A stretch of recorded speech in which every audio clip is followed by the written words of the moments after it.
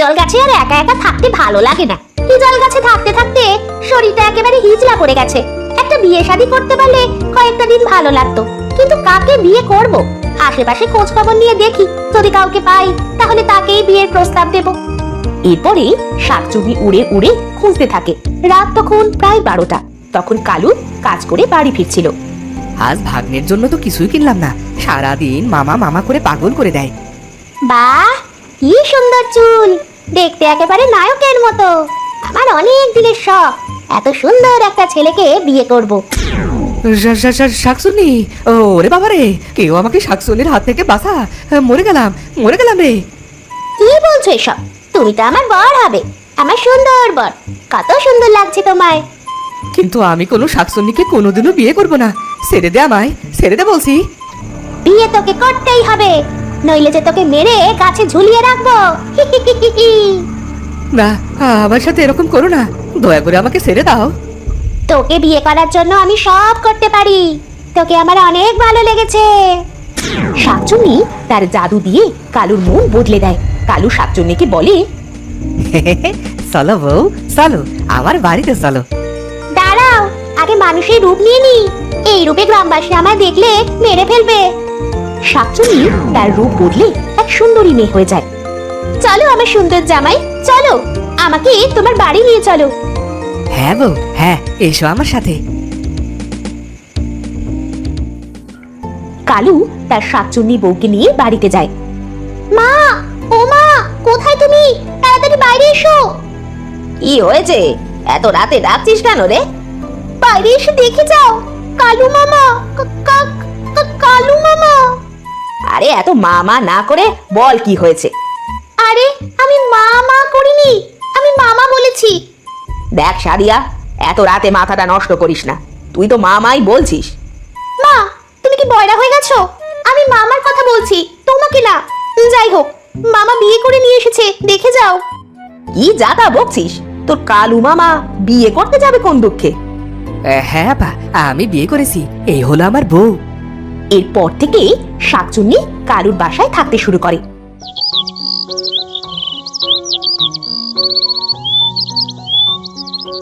একদিন কালু কাজে গেলে শাকচুন্নি রান্না করতে যায়। মানুষেরা কি বোকা? এত কিছু দিয়ে রান্না করতে হয় নাকি? ধুর, আমি এত শত কিছু বুঝি না, আমার জাদু দিয়েই রান্না করব। এই বলে শাকচুন্নি বউ তার জাদু দিয়ে রান্না করে। এদিকে হামিদা বানু রান্নাঘরে আসে। আরে এ কি আজব কাণ্ড! এতটুকু সময়ের মধ্যে রান্না কি করে সম্ভব? শাকচুন্নির কাছে সবই সম্ভব আপা। হ্যাঁ, তুমি ঠিকই বলেছো, শাকচুন্নির মতো কাজে তুমি করো। এরপর হামিদা বানু কালুর বউকে জামা কাপড় কাচাতে পাঠায়। হায় রে কপাল, শেষ পর্যন্ত এসব পরিষ্কার করতে হবে। কেন যে বিয়েটা করলাম? এই বলে শাকচুন্নি বউ তার হাত দিয়ে 1 সেকেন্ডের মধ্যে সব কাপড় চোপড় পরিষ্কার করে ফেলে।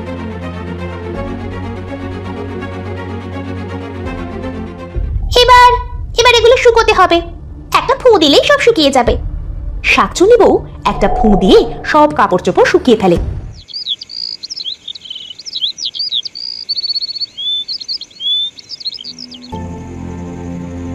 রাতে কালু কাজ শেষ করে বাড়ি ফিরে আসে। কালু বাড়িতে এসে তার মাথার আলগা চুল খুলে রেখে বিছানায় যায়। শাকচুন্নি বউ বিছানা থেকে এসব দেখতে পায় আর বলে, তো তুমি তাহলে দেখো। হ্যাঁ, কেন, কি হয়েছে? হায় হায় হায় হায়, আমার তো দেখছি কপালটাই খারাপ। শেষে কি এটা দেখারই বাকি ছিল? আরে তোমার কি সমস্যা সেটা তো বলবে নাকি? না বললে কি আর কিছু বুঝতে পারবো? না না না না না না, আমার কোনো সমস্যাই নেই, সবই আমার কপাল।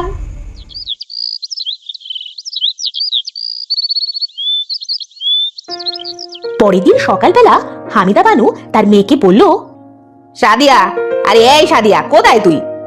কি হয়েছে মা? এই তো আমি। এই নে মাছ, এগুলো তোর মামিকে দিয়ে বল কুটে দিতে। সাদিয়া তার মার কথা মতো শাকচুন্নি বউয়ের কাছে মাছ নিয়ে যায়। শাকচুন্নি বউ মাছ পেয়ে অনেক খুশি হয়। যাক বাবা, কতদিন ধরে কাঁচা মাছ খাই না, এবার তাহলে ইচ্ছেটা পূরণ হবে। মামি, তুমি মাছগুলো কাটো, আমি ছাই নিয়ে আসছি। এই বলে সাদিয়া চলে গেল। এদিকে একলা ঘরে শাকচুন্নি বউ মাছ কাটছিল। আশেপাশে তো কেউ নেই, এবার যতটা পারি কাঁচা মাছ খেয়ে নি, পরে আর নাও খেতে পারি। এই বলে শাকচুন্নি বউ কাঁচা মাছ খেতে থাকে। এদিকে সাদিয়া যে ঘরে প্রবেশ করতে যাবে তখন মনে মনে বলল, আরে কি কি কাণ্ড, মামি দেখছি কাঁচা মাছ খাচ্ছে, এটা কি করে সম্ভব? মামি, এই মামি, তুমি এসব কি করছো? চুপ, একদম চুপ, কোনো কথা বলবি না, আমার মাছ খেতে ভালো লাগে। আমি, তুমি তাহলে শাকচুন্নি? আরে আরে আমি শাকচুন্নি, আর কথা বলিস না, আমি মাছগুলো খেয়ে নি। কিন্তু তুমি যে শাকচুন্নি এটা জানলে মামা তো তোমার সাথে আর সংসার করবে না। করলে করো, না করলে না, ওই টেকোর সাথে আমিও সংসার করতে চাই না। ভেবেছিলাম শাকচুন্নি হয়ে একটা সুন্দর লোককে নিজের বর হিসাবে পাবো। মানে ঠিক বুঝলাম না, তুমি কি তাহলে শাকচুন্নি হওয়ার আগে বিয়ে করেছিলে? তা নয় তো কি, যখন আমার 18 বছর ছিল তখন আমি দেখতে অনেক সুন্দর ছিলাম। একদিন একটা লোক আমাকে বিয়ের প্রস্তাব পাঠায়। মা, আমার মা, আর না করিস না, এই ছেলেটাকে তুই বিয়ে করে নে। না মা, এই টেকো মাথার বয়স্ক ছেলেকে আমি বর হিসেবে মেনে নিতে পারবো না। তাতে কি হয়েছে, ছেলের অনেক টাকা পয়সা আছে, তুই সারা জীবন সুখে শান্তিতে থাকতে পারবি। এরপরে আমার মা বাবা আমাকে জোর করে টেকো ছেলেটির সাথে বিয়ে দিয়ে দেয়, কিন্তু কয়েকদিন ভালো কাটলেও একদিন সমস্যা হয়। তুই শেষে কিনা এক টেকো লোককে নিজের বর করে নিলি? কি আর করবে রে, সবই লোভ রে, সবই লোভ। মানুষের কথা আমি আর সইতে পারিনি। একদিন বাসা থেকে পালিয়ে চলে এলাম পথের সামনে থাকা এক হিজল গাছে। তারপরে নিজের ওড়না পেঁচিয়ে মুক্তি পেলাম ওই টেকো বরের কাছ থেকে। কিন্তু শাকচুন্নি হলেও আমার একটা সুন্দর বর পাওয়ার ইচ্ছে ছিল, তাই একদিন রাতে তোমার মামাকে সুন্দর দেখে তার বউ সেজে চলে আসে এই বাড়ি। আর একদিন জানতে পারলে তোমার বরটাও টেকো। তুমি ঠিকই ধরেছো, এবার আমি এই টেকো লোকটাকে মেরে ফেলবো, ও আমার সাথে বিশ্বাসঘাতকতা করেছে। এই বলে শাকচুন্নি তখনই বাইরে বেরিয়ে পড়ে। এদিকে সাদিয়া দৌড়ে গিয়ে তার মাকে সব খুলে বলে। তুই কোনো চিন্তা করিস না সাদিয়া, আমি একজন ওঝাকে ডেকে নিয়ে আসছি।